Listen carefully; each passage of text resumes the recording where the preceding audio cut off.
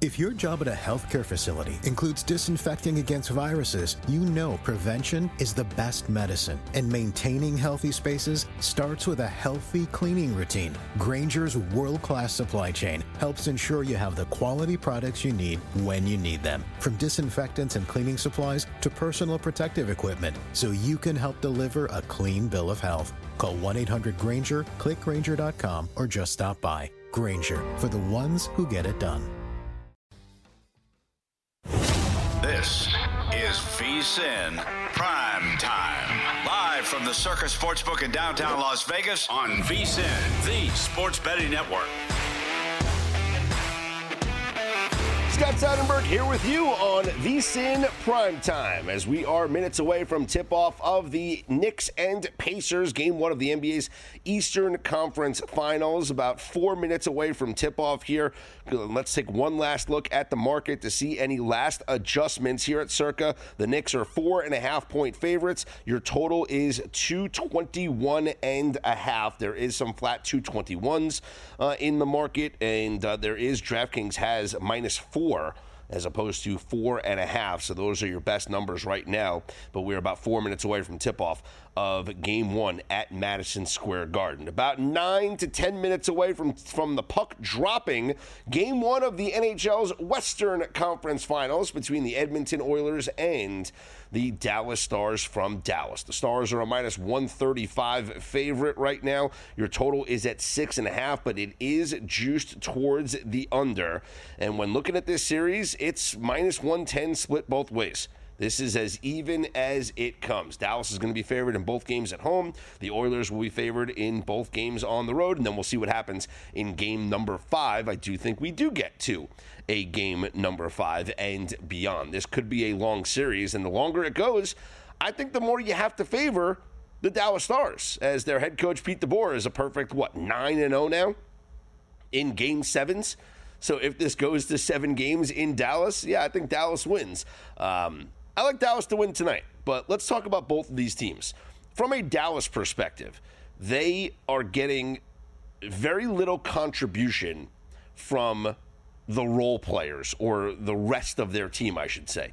26 of their 32 goals have been scored by 5 players.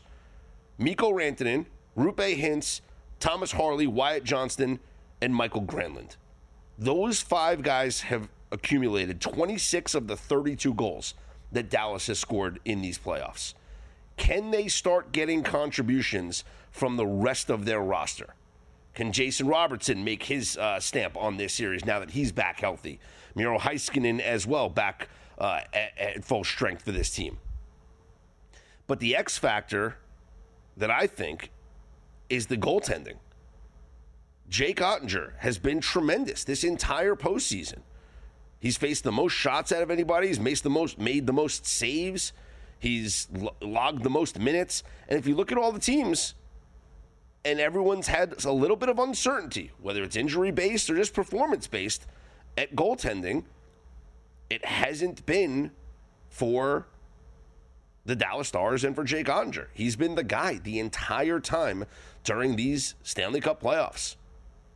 That's why I favor Dallas here in Game 1. That's why I favor Dallas in this series, is because of the goaltending edge. But I've said that before, going up against Edmonton is betting on the better goaltender, and they just continue to surprise, and they continue to win, and they're just that good. Let's look at it from an analytical perspective, how both of these teams rank this entire postseason. I'm going to look at even strength numbers. So no special teams. This is only at even strength. The Oilers rank 3rd in Corsi attempts, all shot attempts, on whether it's on net or just attempting a shot. They rank 3rd most in these playoffs with 680 attempts. The Dallas Stars are 6th with 618. Your Fenwick stats, how many of those shots actually get through to the net that aren't blocked? 403 for the Oilers, that is 3rd. 476, that is 3rd. 431 for Dallas, that is 6th. Pretty close to each other. As far as the actual shots that are on goal, Oilers 303, 2nd most. Dallas 261, 6th most. Edmonton has scored 37 goals at even strength. That's the 2nd most. Dallas, just 22, sixth most. Expected goals. Now, this is where we have some fun here. Edmonton, number 1, 34.4 expected goals. Dallas, number 3, 31.51. And as far as like your high danger scoring chances, if you look at the high danger, let's see. We'll go high danger shots. Edmonton, number 1, 78. Dallas, number 4, 70. These teams have both been great in these playoffs. Edmonton offensively has been slightly better, and they've shown their ability to come back from deficits. Meanwhile, Dallas has really overcome essentially every obstacle that's been put in front of them. They were, they were down, or they were dogs and not expected to get past the Colorado Avalanche. And especially without their top defenseman in Miro Heiskanen, one of their quarterbacks on their power play, and without one of their top forwards in Jason Robertson. This was a shorthanded team that was expected to lose to the Colorado Avalanche. And then they advance. Meanwhile, the Oilers found themselves trailing against the Kings, losing the games 1 and 2 on the road, and then made a goaltending switch and just dominate and win 6 straight games, and then, or 4 straight. Then they move the 6 straight if you count the first 2 against VGK. Then they lose to the Knights in a crazy fashion, but then they win the next 2, and despite an injury to the goaltender who replaced Stuart Skinner. So Skinner starts the postseason. He's bad. He's replaced by Calvin Pickard. They win 6 straight games. Pickard gets hurt. Skinner comes back in, and he's got back-to-back shutouts against VGK to advance to the Western Conference Final.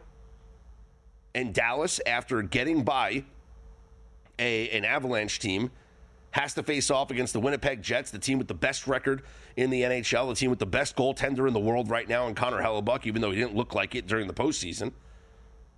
And Jake Ottinger outplays him, and the Stars outplay the Jets, and they win that series. They get their players back in Heiskanen and Robertson, and all of a sudden, this is a full-strength Dallas Stars team that is playing in their 3rd consecutive Western Conference Finals and their 4th out of the last 5 Western Conference Finals, because you don't count the COVID year because there was no, like, East-West. It was Canada. Remember the Canadians were in the Cup? This is a whole weird year.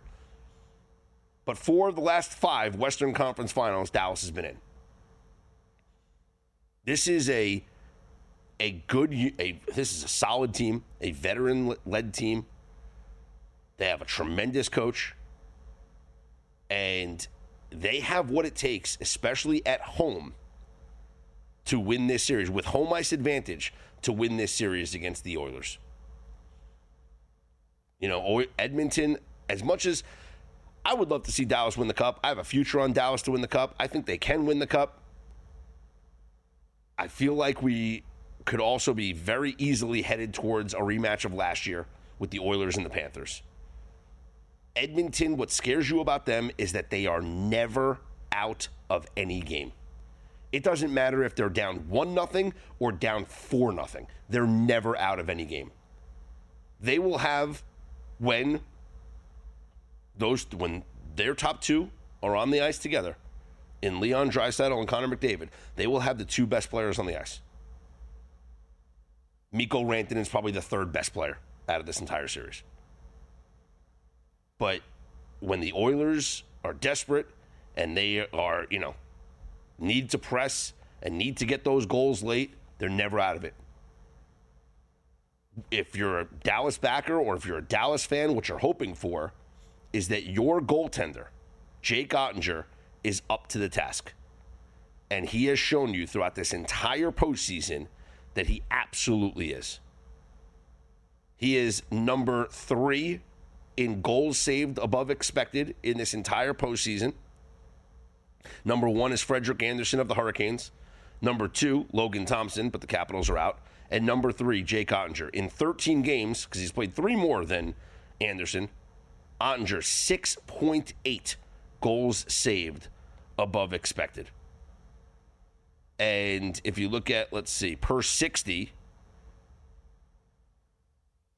5.25 of the goaltenders that are left in the playoffs, it's him and Frederik Andersen.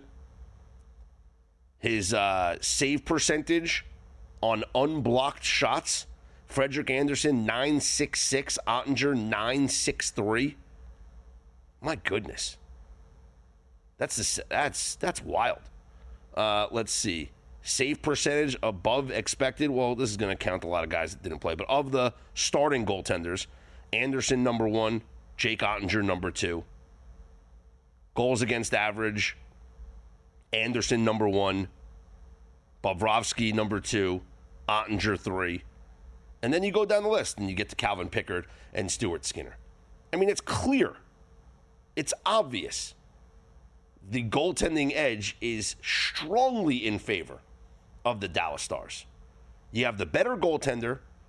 You have home ice advantage. I get it. The Oilers are a sexy team with 2 of the greatest scorers and players in the world. And they went to the Cup final last year. I don't know how this is an evenly matched in terms of the odds series. The edge to me goes firmly in the favor of the Dallas Stars. So I got Dallas winning the series, and I got Dallas winning tonight. Edge Boost is the first ever bank account built for bettors, ensuring all gambling transactions are approved. No usage fees, no minimums, and you can earn cashback rewards. 100% approval for all betting deposits. Sign up today at edgeboost.bet with promo code PRIME. Deposit $25, and Edge Boost will match the deposit. That's edgeboost.bet. Coming up next, our very own Greg Peterson will talk Major League Baseball with me, Scott Seidenberg, as we go over the games for tonight and take a look at the schedule for tomorrow. It's prime time. Playoff action about to get underway here on VSiN, the Sports Betting Network.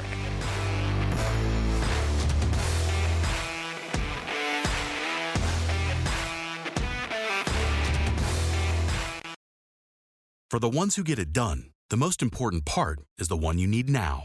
And the best partner is the one who can deliver. That's why millions of maintenance and repair pros trust Grainger. Because we have professional-grade supplies for every industry, even hard-to-find products. And we have same-day pickup and next-day delivery on most orders. But most importantly, we have an unwavering commitment to help keep you up and running. Call, click Grainger.com, or just stop by. Grainger, for the ones who get it done.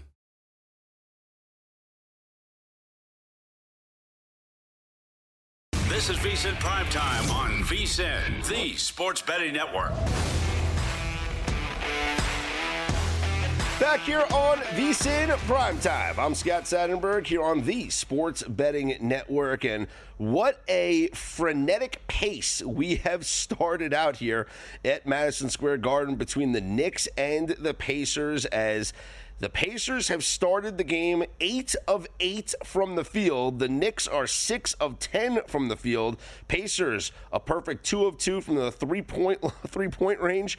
Knicks 2 of 3, as leading the way for the Knicks is Karl-Anthony Towns with 8 points on 2 3-pointers, looking great for our over 22.5. And leading the way for the Pacers is Miles Turner, who has hit the first 3 shots that he has taken so far. Your live total has now increased to 232.5. And joining me now on the Progressive guest line is our very own Greg Peterson. He's going to join me to talk Major League Baseball. But Greg, you and I were just talking during the break to live bet this under, and that's exactly what I did. I got in at 230.5. So I got to imagine this slows down. You agree with that, right? You told me let's bet the live under now. Oh, exactly. I got in on a 231.5 personally because they are combined, these two teams, 14 of 18 from the field. And I said this on the show yesterday. If things are a little bit higher scoring, it bodes well for the Pacers. Things are a little bit lower scoring for the Knicks. And it's been higher scoring thus far, but it's not because the tempo has been like super duper frenetic. It's just because every single shot that both of these teams have hit, and if they continue to shoot north of 70% from the floor, you take the live under, you tip your head and move on. I would say we should see some regression with this. I can't imagine. And this total got bet down. We saw money coming in on the under, pushing this down to 221.5 by the time this game closed. And I think that could be more inclined to what we see. Plus, we know that defense does pick up as we progress later on into this game. So what is going to wind up being an extremely high-scoring first quarter, I do agree with you, Greg, slows down. Although right now we're at 233.5 on the live total. We'll monitor this throughout the course of this game. But let's talk Major League Baseball, Greg. Right now in the Bronx, Jacob deGrom has allowed one run as the Yankees have a 1-0 lead over the Rangers, top of the fifth inning. This is one of those rare cases that we see from time to time in Major League Baseball where one team is favored for the full game, but the other team is favored in the first 5 innings, and that's what we had here where the Yankees were the favorite for the game, the Rangers were the favorite for the first 5 innings, but right now you're 2 outs away from cashing the Yankees on the first 5 innings line.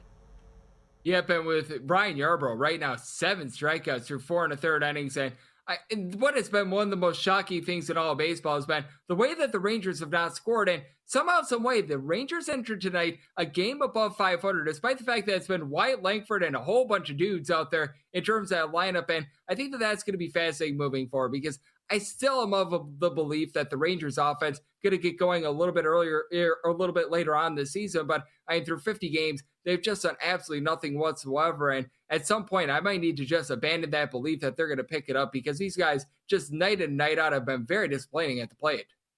Right now, Jacob deGrom 12-1 to win the American League Cy Young Award.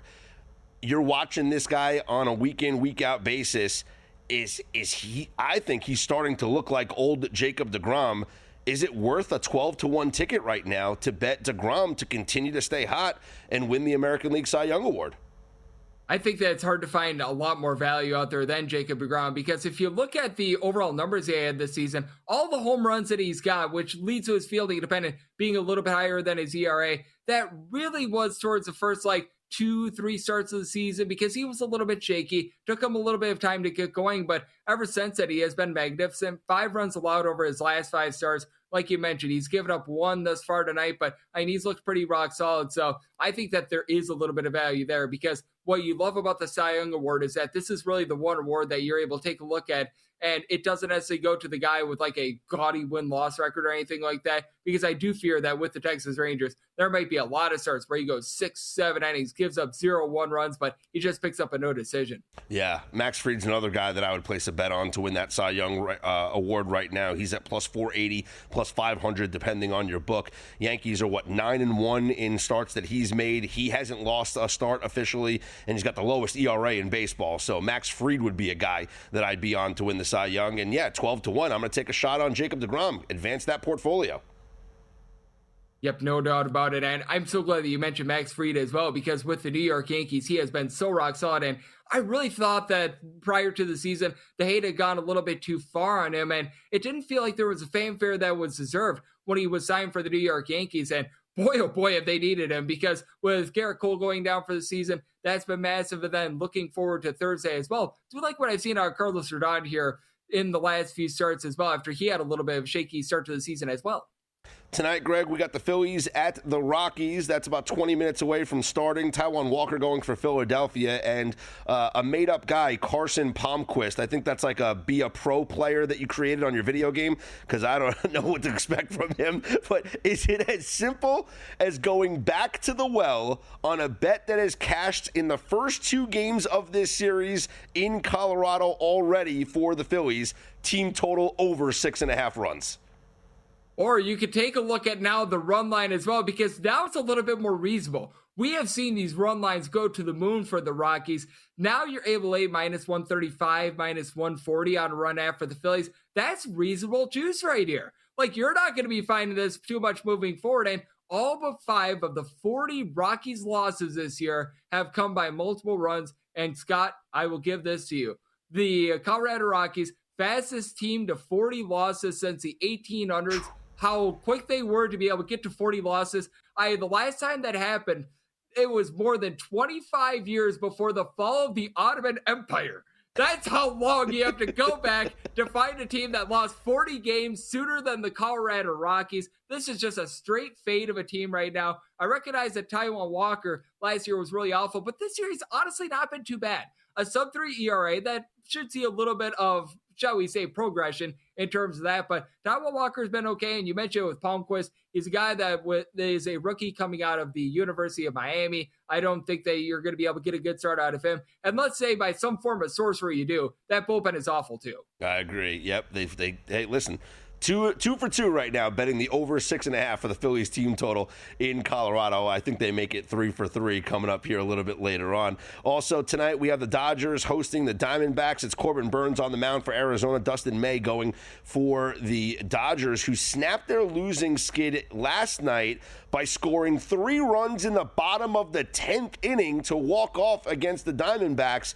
Do we think the Dodgers have figured something out? Do they have some momentum carried into today? They're minus 145 favorites. What do you see about this one?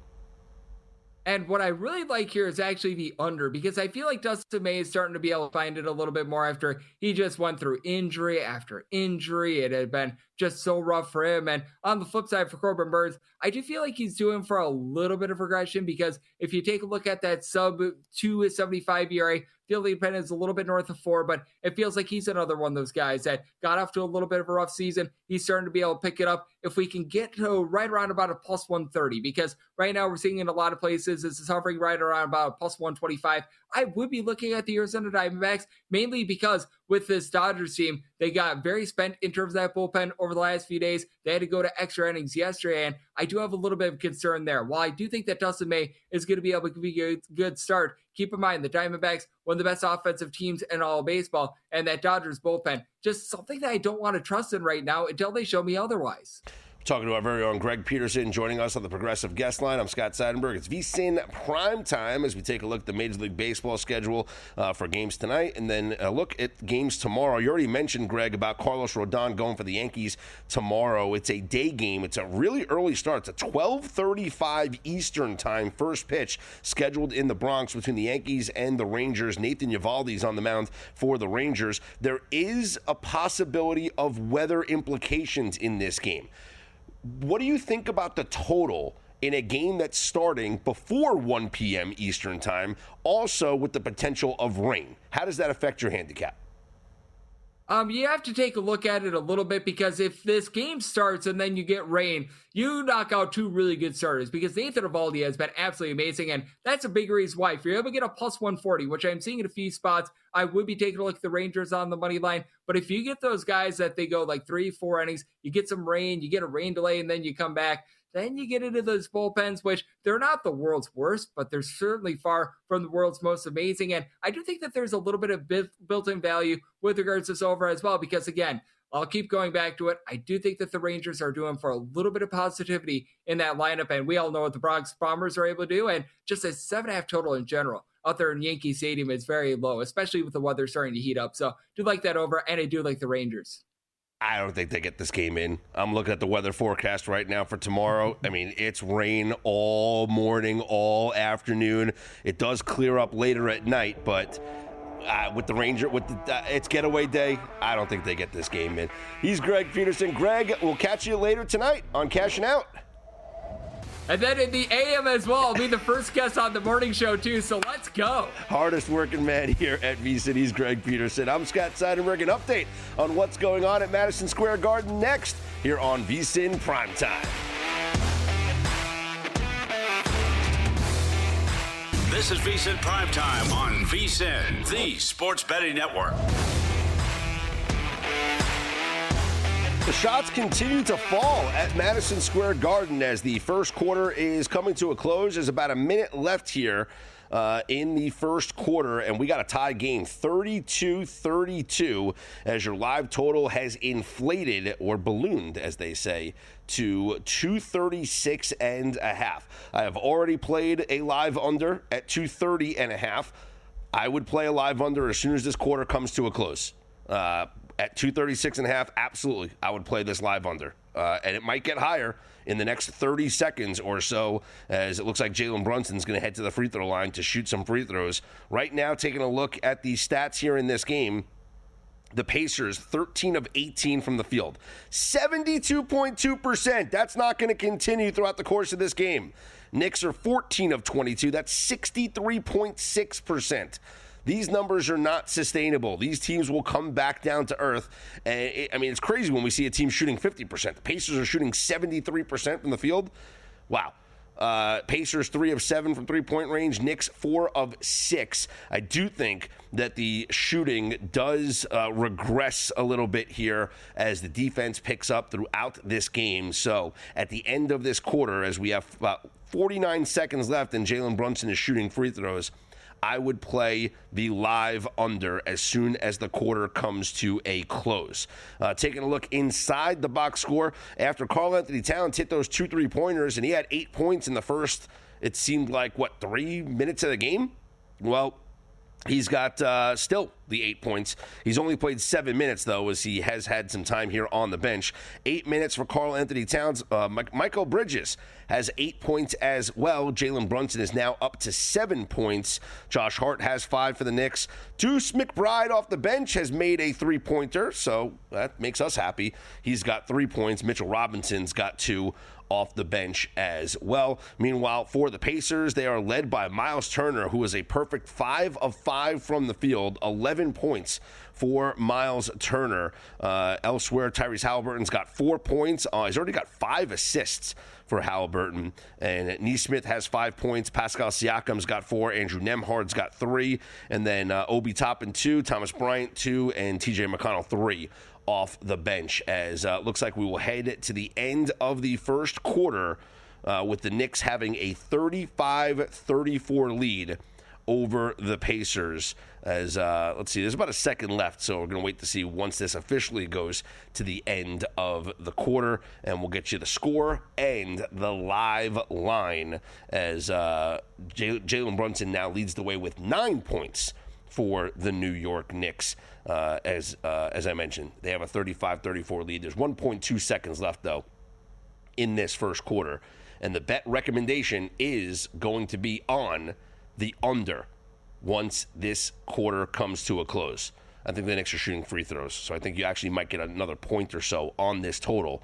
So we'll wait and see once this quarter officially comes to a close. Meanwhile, it is about 8 minutes into the first period, and we have no score between the Dallas Stars and the Edmonton Oilers. Your live total, which was before the game, a pregame number of 6.5, is now down to 5.5, and it is juiced at -120 to the under. The Stars, though, a -145 favorite for the game. As we'll dive into the box score of this game as we go throughout the night. Plus, at the end of each period, we'll look at the game from an analytical perspective to see who is dominating the play on the ice for each of these teams. But right now, as far as your shots are concerned, 5 shots on goal for the Oilers, 6 for the Dallas Stars. And the only player with multiple shots on goal is Michael Granlund for the Dallas Stars with 2 shots on goal. All right, the first quarter is officially come to a close. Knicks with a 36-34 lead over the Pacers. Your live total right now is 235.5. This is a recommended bet. Under. Live bet under. 235.5 is what is available right now at DraftKings. Shop around, obviously, depending on what your book offers. I would take the live under right now at the end of the first quarter. Knicks are -5.5, not going to touch that spread, but we are going to go live under 235.5.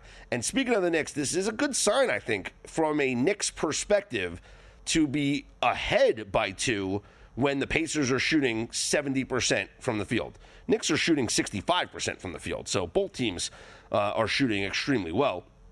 The difference in the score is that the Knicks have 4 3-pointers made and the Pacers have 3 3-pointers made. Knicks are 4 of 6 from three-point range. Pacers are 3 of 8. And from the free throw line, Pacers 3 of 4, Knicks 2 of 6. Rebounding numbers, Knicks lead 8-6. The assists, both teams have 10 assists. Turnovers, the Pacers have 2 turnovers. The Knicks with just 1 turnover. Points in the paint, Knicks dominating there. 20 points in the paint to just 12 for the Pacers. Largest lead in the game was 7 for the Pacers. But after one, the Knicks lead 36-34. Your live total is 235.5, and that is a recommended live bet on the under. Live bet the under here. Money came in on the under prior to this game starting, and it closed at 221.5. I don't know if it's going to get below that number. I do think we are going to see regression from the shooting. We will see the defense pick up. We will see the game slow down a bit. Does it get into that 220 range? We'll see. But right now, live bet under. And we're seeing money come already in as DraftKings has been pushed down from 235.5 to 234.5 right now. So absolutely playing on the under, and money is definitely coming in and leaning that way as well to live bet. Again, live bet the under as we are commercial is about to end, and we will begin the second quarter. Your second quarter lines, if you wanted to just go by individual quarter here. Let's see. Second quarter line is Knicks minus 1.5, total of 53.5 for the second quarter. I don't want to mess around with the second quarter because I'd like to just see how the rest of this first half plays out. And then we could maybe we'll place a third quarter bet or a fourth quarter bet. I also want to look at some live player props once we get later into the game, because I think there's going to be value on some of these live player props later in the game, specifically before the fourth quarter. So after the third quarter, we're going to look at all the player props, the points, the rebounds, the assists, and we're definitely going to have some live player prop plays at the end of three quarters. But right now, with the second quarter about to get underway, Jalen Brunson with 9 points. His live total now is 28.5. Miles Turner with 11 points. His number is 22.5.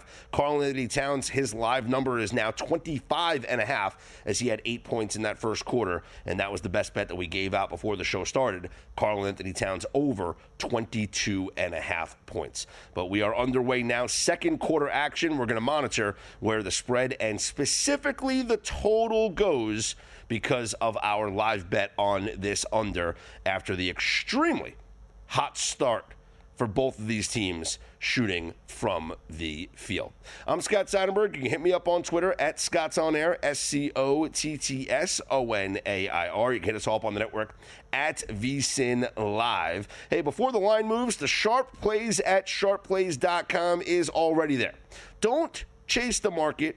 These guys move it. You're not going to out-muscle billion-dollar sports books or full-time professional bettors on your own, but with the Sharp Plays, you don't have to. Powered by cutting-edge AI and trusted insider sources, the Sharp Plays delivers the edge that serious bettors rely on. You'll get free betting reports, real-time alerts, and market-moving insights all delivered right to you via email or X. And this isn't some overnight startup. The Sharp Plays has a documented track record going back to 2011 with receipts, public logs, and results right there on the site. Respected, watched, feared. That's the Sharp Plays. Check them out now.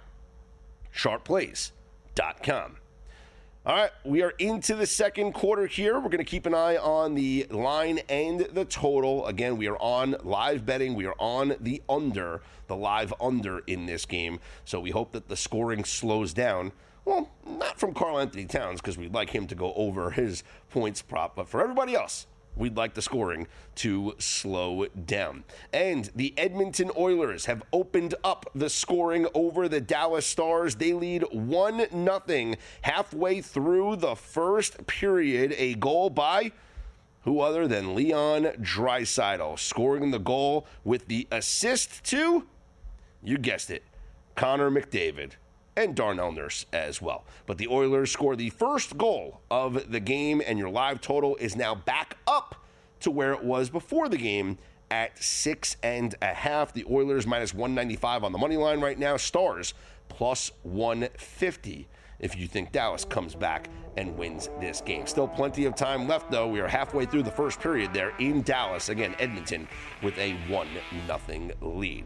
We'll check in on Major League Baseball as well. Coming up next, I'm Scott Seidenberg. This is VSiN PrimeTime right here on the Sports Betting Network.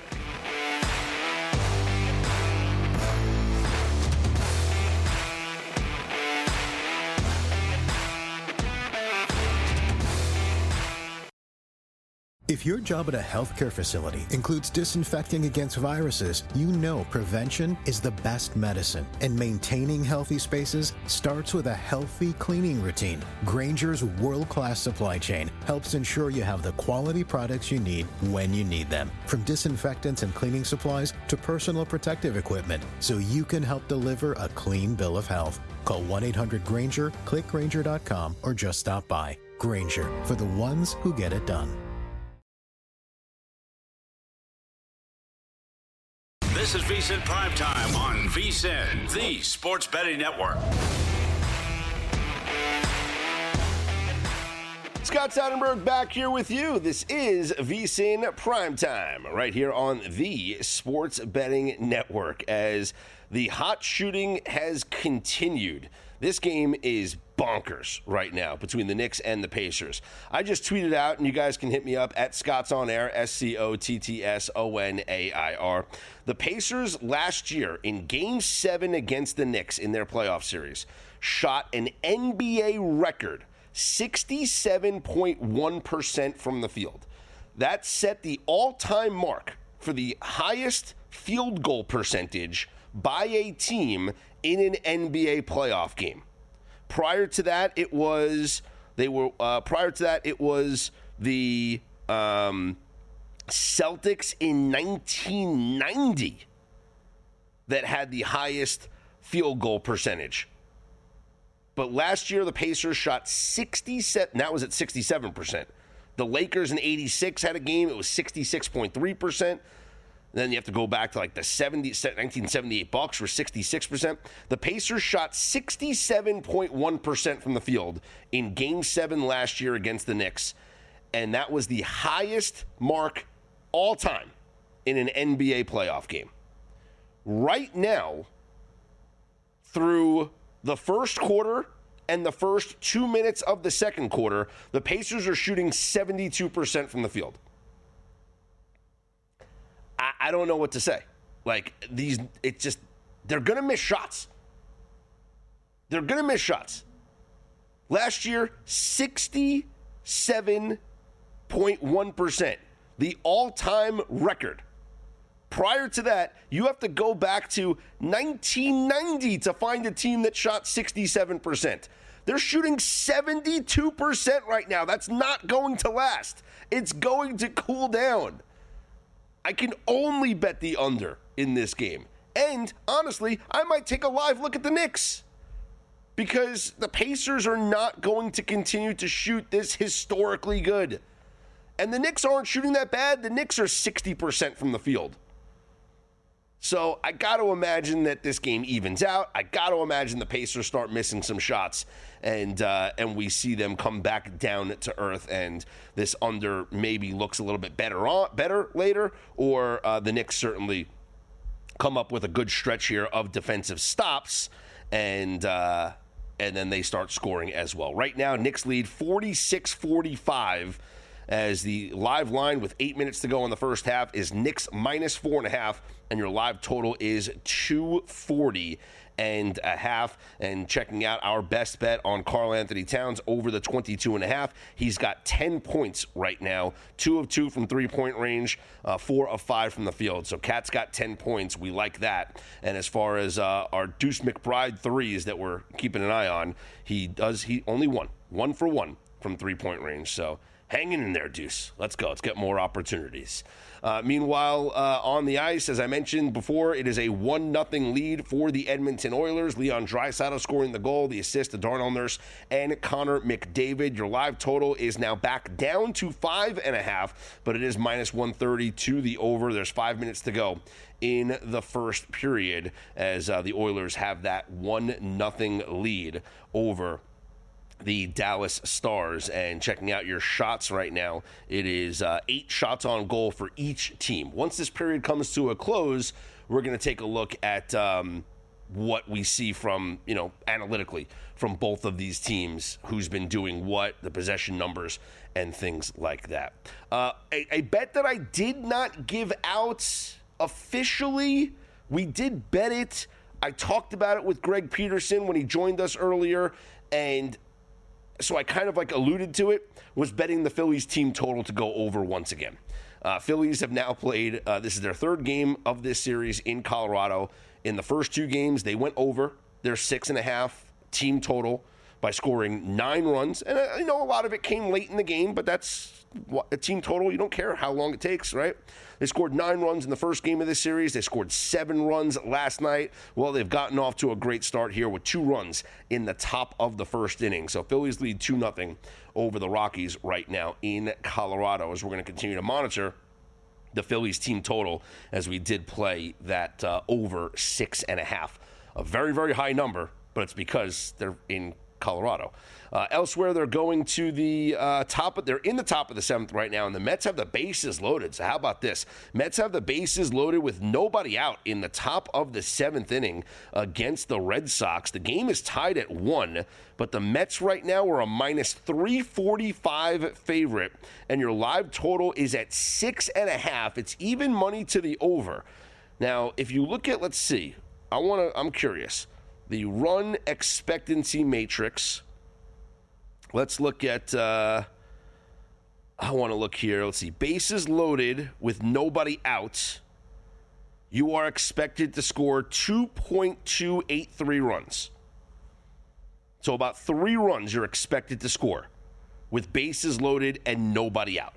There's no guarantee that's going to happen. You got to play it out. But just based on the stats, and it's in Major League Baseball, they have different analytical stats, and one of the things is it's called a run expectancy matrix. How many runs are you expected to score in a given situation? Runners on, how many outs, things like that. Well, with bases loaded and nobody out, you are expected to score 2.8 runs, so about 3 runs. So right now, the Mets and Red Sox are tied at 1. Your total, as I mentioned, was 6.5 at even money. If we give them the 3 runs for the Mets, we're talking about 5 runs already being scored. I'd go over 6.5 right now. Now, if the Mets don't score here, well, there could be an opportunity to live bet the Red Sox, because if they get out of this jam, they carry some momentum to the bottom of the inning. But Mets are minus 345 right now on the live line as they bat with bases loaded and nobody out in the top of this 7th inning. Elsewhere, bottom of the 6th in the Bronx, the Yankees and the Rangers are tied at 1. Texas has scored the tying run here in this game off a Berger home run. So, yes, I believe that was a Jake Berger solo home run off of? Oh, it was off of Ryan Yarbrough. How about that? So Jake Berger solo home run off of Ryan Yarbrough. It is 1-1, bottom of the 6th inning. Jacob deGrom has completed 5 innings of 2 hit ball, only 1 run, 1 walk, and 7 strikeouts. That 12-1 on Jacob deGrom to win the Cy Young is not going to be there after this game. So I would place that bet as fast as possible because, listen, like we talked about earlier with Greg Peterson, you are not going to find any player with more value than Jacob deGrom at 12-1 right now to win the American League Cy Young. And he could be back. He could be back to being the deGrom that we know and love, a guy that won back-to-back Cy Young awards and was the best pitcher on the planet for a long period of time. He's been that good. He's been that good. And another bet that I gave out here on VSiN over the weekend, and I kind of talked about this a lot lately, is the Phillies to win the division. if you look at the markets right now, and these markets change every single day, but the stretch of games that the Phillies are playing right now compared to the stretch of games that the Mets are playing right now, the Phillies were plus 170 this weekend to win the division. And they had 3 games against the Pirates, which they swept. Now 4 games against the Rockies, which they've won the first 2 already. The Mets, meanwhile, lose to the Yankees on Sunday Night Baseball. They have 3 games against the Red Sox. They've already lost the first 2. They're winning right now 3-1. But then they have to face the Dodgers for 3 games. By the end of this week, by the time we finish this week and Sunday night comes, the Phillies are going to be favored to win the division. And at that point, once the Mets have a little plus money next to their name, you could take the Mets at like plus 130 or plus 140. So you have your ticket on the Phillies at whatever plus money you got them at, and then you have your ticket on the Mets at the plus money that you have them at there. Because as the schedule progresses, as these teams stay tight, and you go through these stretches of one team playing a difficult schedule, another team playing an easier schedule, well, you got opportunities then to watch the market fluctuate, the pricing of the futures bets. And that's exactly what I did when I took the Phillies at plus 170 to win the National League East. And let's see what happens here in terms of the team total right now in what's going on in Colorado, as they have a 2-1 lead. Still in the first inning. It's Colorado, though. A lot of runs are going to be scored. Meanwhile, checking out the action at the Garden, and it is a 51-46 Knicks lead. Knicks are minus 6.5 on your live line. 236.5 is your total. We'll see if this comes back down as we get closer and closer to the half. Speaking of the NBA playoffs, they're heating up, and our partner at ProfitX is offering the best odds all playoffs long. ProfitX is a peer-to-peer sports exchange available in 40-plus states, meaning you're going to be able to make your sports picks against other groups of fans rather than against sports books. And exchanges guarantee you the best odds on average by 10 to 20%. You can even request your own odds. Download ProfitX today with code VSiN and earn up to $200 in profit cash over your first month. I'm Scott Seidenberg. We roll on here on VSiN PrimeTime. If you work in quality control at a candy factory, you know strict safety regulations come with the job. It's why you partner with Grainger. Grainger helps you find the high-quality and compliant products your business needs to inspect, detect, and help correct issues. And the sweetest part is, everyone gets a product that's as safe to eat as it is delicious. Call 1-800-GRAINGER, click Grainger.com, or just stop by. Grainger, for the ones who get it done.